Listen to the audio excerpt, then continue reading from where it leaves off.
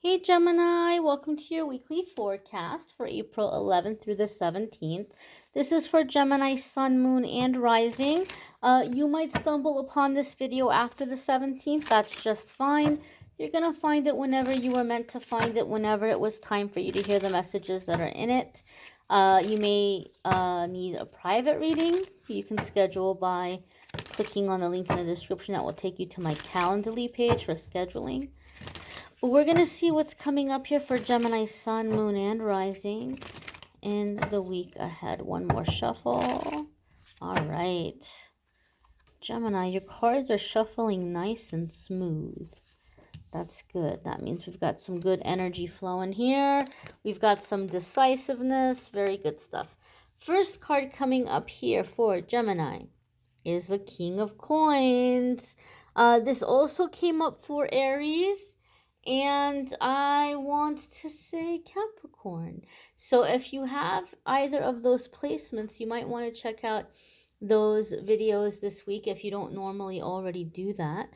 Some of you might be dealing with an Aries or a Capricorn in matters of business or just in general, because they also had this card come up. Now, traditionally speaking, this could be Capricorn, Taurus, or Virgo energy. If you have any of those placements, you might be focusing on those areas of your life. This is a card that comes up when we have the Midas touch. Okay, when the King of Coins shows up, you're coming into a time where the works of your hands are blessed, and you can expect to have really good results on things that you're working on right now. So strike while the iron is hot, so to speak. This is a good time to pick up those projects. This is a good time to get busy, to do your work. And this is also a card about taking our gifts, our talents, our resources, and putting them to work for us. Now, this is also about figuring out smarter ways of making money or making use of what we already have, what's already available to us. So instead of finding an investor or finding somebody to loan us money, we're finding ways of creating that for ourselves. Some of you have also heard me talk about this card as having a little extra meaning for me. Over the years reading for people, one thing I've realized is Spirit tends to bring this card up when there's a really big opportunity coming your way and you're excited about it. It's something you really want to do, but the negative ego is telling you that you're not good enough for it. There might even be like imposter syndrome or stuff coming up. So what that looks like is, like, say you get offered a promotion or you get offered a job, or somebody asks you to collaborate with them and you're like, oh my goodness, how amazing. Oh my gosh, that sounds wonderful. But I must have really given this person a way better impression of me than I actually am. If I take them up on this offer, they're going to be around me for a while, and then they're going to be like, oh my gosh, Gemini is the worst. What were we thinking? We made a mistake. They're going to get rid of me. They're going to fire me. They're not going to want me. All of that is negative ego. This opportunity is here now because you're ready for it. If you weren't ready for it, it wouldn't be here now. Okay, so remember that. It's here because you're ready for it. You are good enough for it. Okay, I don't like to look at this card because it looks exactly like an ex of mine, the significant one at that. So we're going to cover his face. I feel like he's staring at me, like he's taunting me. We have the Seven of speaking of which, that would be him in a nutshell. Seven of Swords. So next card here, Gemini, Seven of Swords. This can show up in a couple of different ways, or actually a few different ways. Those of you that you are embarking on a really big opportunity right now, or you're doing something like around a new project, or you have some big blessings coming your way or big advancements. Seven of Swords can be a word of caution for you in a couple of ways. Number one, this might not be the time to tell everybody what you're doing. I mean, you might have good news and you might be excited about it, or you might have big plans, but it might not be the best time to broadcast that to everybody. It may be better to keep certain things to yourself right now. There may be people that are going to come in and try to take advantage, or God forbid, even try to sabotage the good that's coming in for you. Maybe they feel threatened or insecure, so they're going to try to meddle and like keep you from advancing. If you are working on something that involves ideas, creativity, inventions, anything that the legal world refers to as intellectual property, anything like that, don't go showing it to people or discussing it with people. I understand it's human nature that we want some kind of like opinion, right? We want to get feedback from people. Hey, do you think this is a good idea? Hey, I've been working on this invention, or I've been working on this song, or I've been working on this idea for a comic book, or whatever it is, and we show it to the person or to the people, and they might be like, yeah, I don't know, it needs work, or I don't think it's that great. Meanwhile, they want to try to steal it from you, and they want to beat you to the punch. They want to be able to get it out there before you do, and then take credit for it. So don't put all your cards on the table. Don't tell everybody what you're up to. Don't show everybody everything. They don't need to know about it. Okay. Also, be very aware. I know that there's a lot of groups online where you can share your stuff to get opinions or have people rate your work.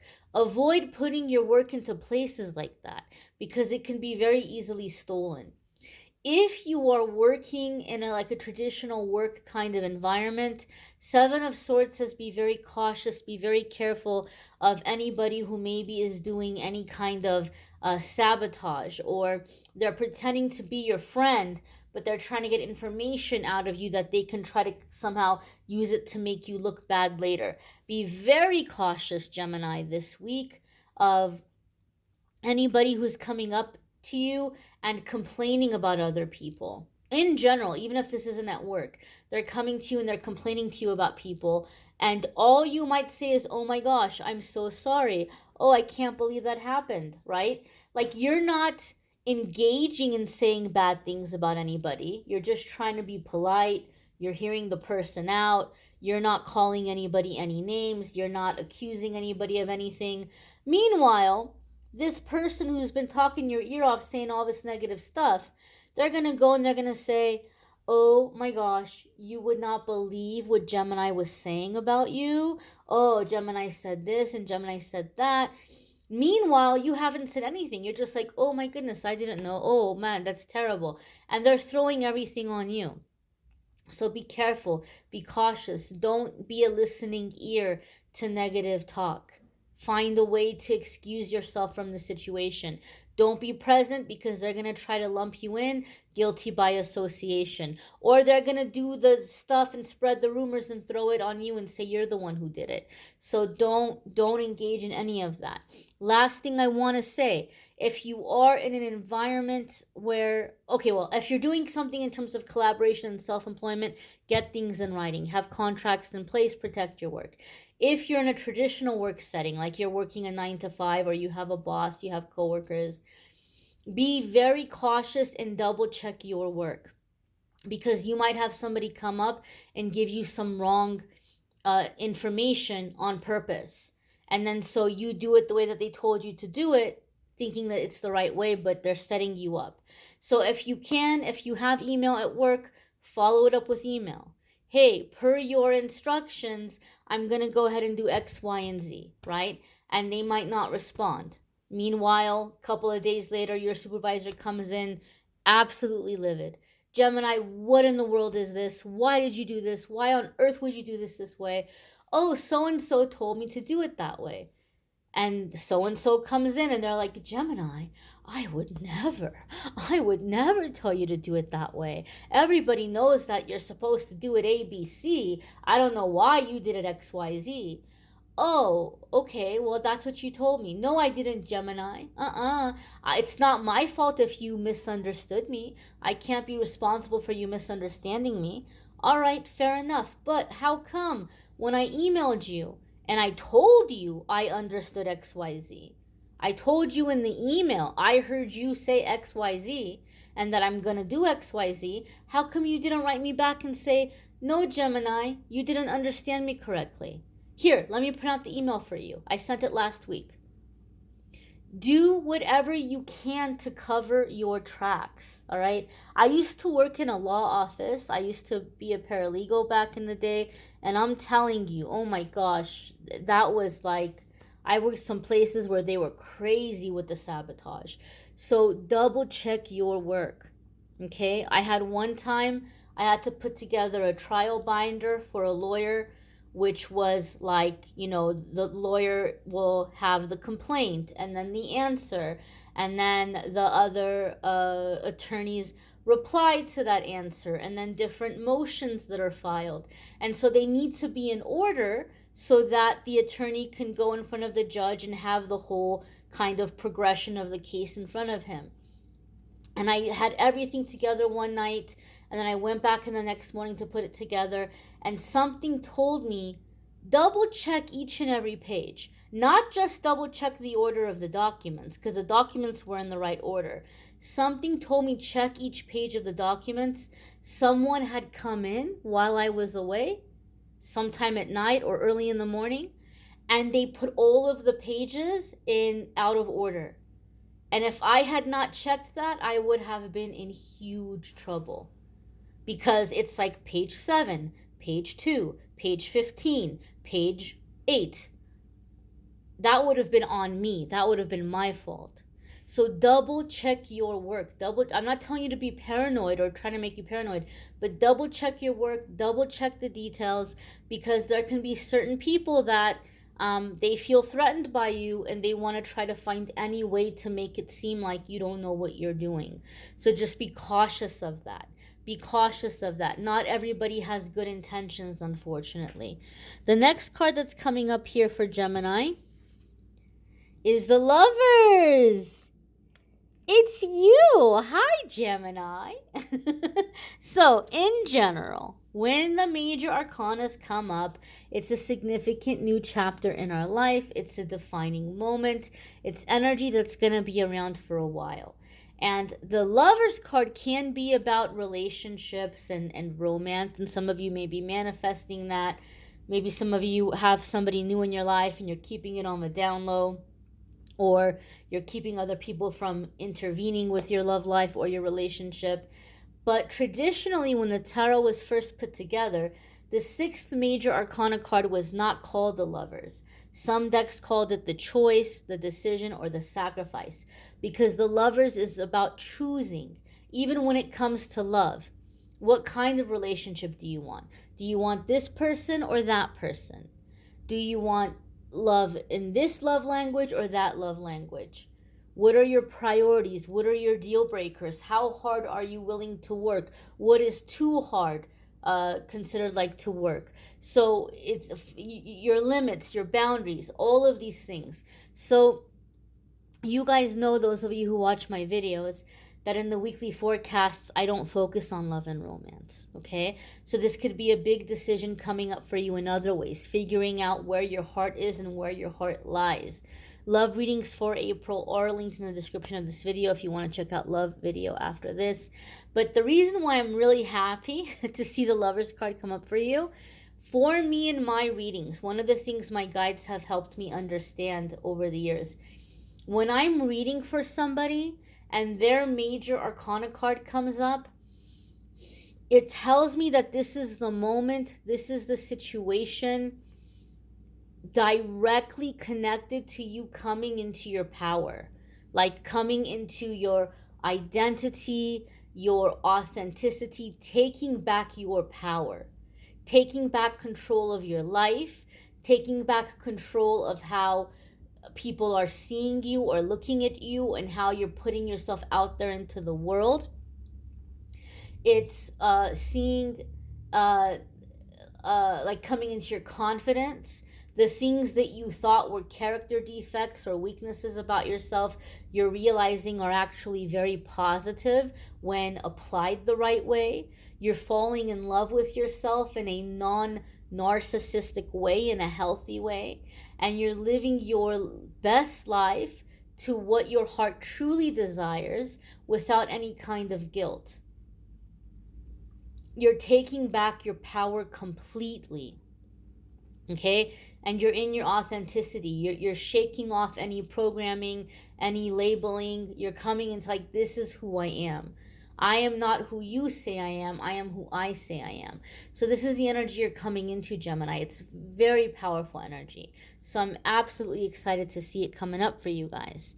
The next card coming up for Gemini is the Moon. Ooh, now we have major arcana cards coming in back to back.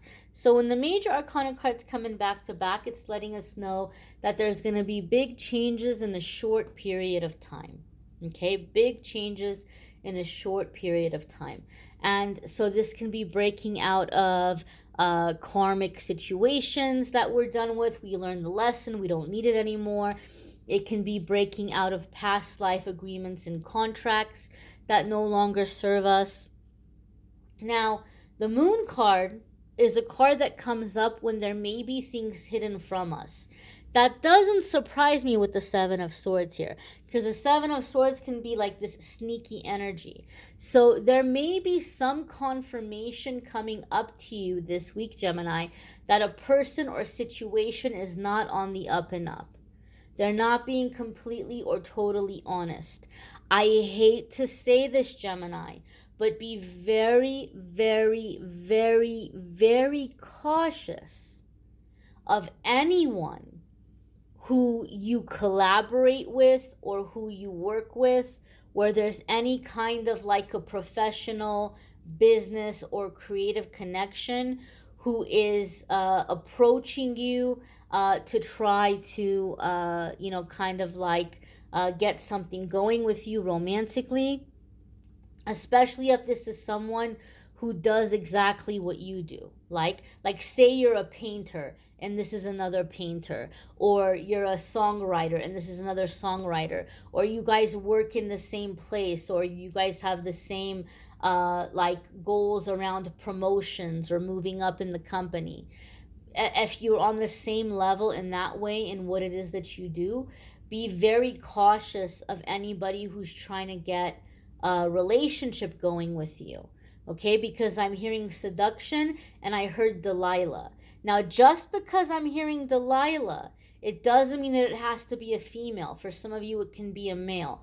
But if you know anything about the story of Samson and Delilah, Samson was a strong man. He was a powerful warrior. And Delilah came in to seduce him, to find out the secret of his strength, and ultimately destroyed him. And so this could be somebody coming in to get your secrets, to get your ideas, so that they can use it for themselves, and they can, as I said, beat you to the punch and take credit for your work and act like they're the ones who came up with it. Or they can just be getting information out of you to try to use against you later. Be very cautious. Be very cautious. Some of you have to be careful, because this person might even turn around and say, like in a workplace situation, that you were harassing them. Even if they're the ones who came on to you, even if they're the ones who told you, hey, let's go to bed, or hey, let me do this to you or do that to you, or they were sending you naughty and racy photos, or whatever they may have been doing, they may try to turn around and say, oh, Gemini was harassing me. Okay, and that's not to take away from real situations. It's unfortunate when people lie about stuff like that, because then people who really go through it have a harder time being believed. But some of you are in a situation where you're dealing with just someone who's very deceptive. Very, very deceptive. So be cautious. This is not a good time to get involved or date people at work. This is not a good time to get involved or date people that you're collaborating with on creative or professional projects that are very important to you or that are meaningful to you. Okay? Now, the Moon card can tell us that some of you can sense or feel something is not on the up and up, but you can't quite put your finger on what. Spirit is saying don't ignore it. Don't ignore it. Your gut, your intuition knows what your eyes haven't seen yet. Your senses know. I heard something about alligators that blew my mind back when I was living in Florida several years ago. Apparently, when a hurricane is on the way, before there's even any clouds in the sky, before there's any kind of sign that there's going to be rain, there's a calmness. And when the alligators feel that, they know to bury themselves under the mud. They know to bury themselves in that swamp mud or whatever and take shelter until the storm passes. Nobody told the alligators to do that. They just feel, they sense something about the air pressure changed. Something is not right in the air. Something is different. Time to take cover. Our intuition knows what our eyes haven't seen yet. And so you need to pay attention to your intuition and pay attention to your gut. If somebody seems like they're being shady, trust that. Be cautious around that person or that situation. Don't ignore it. Don't dismiss it. You might want to check out your moon sign and rising sign videos if you haven't already. Some weeks your moon sign and rising sign might resonate more than your sun sign.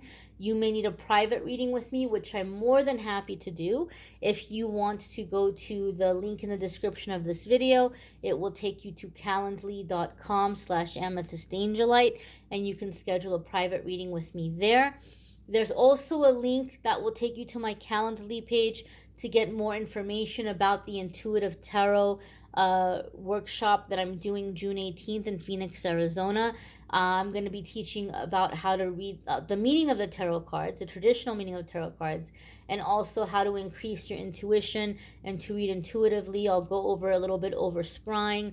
I'll talk about things that I found helpful for YouTube, and I'll talk about transitioning your tarot into a full-time business for those of you who are interested in the business aspect of things. It is limited seating. I know it's not till June, but the seating is limited, so it could fill up before June. So if you don't want to take your chances and book early, that might be a good idea. Up to you. Again, information is on the Calendly page about that, and I have the link in the description. I thank you all for watching, liking, sharing, commenting, subscribing. Don't forget to check out the daily messages on the channel as well. Take care, my dears. Be well.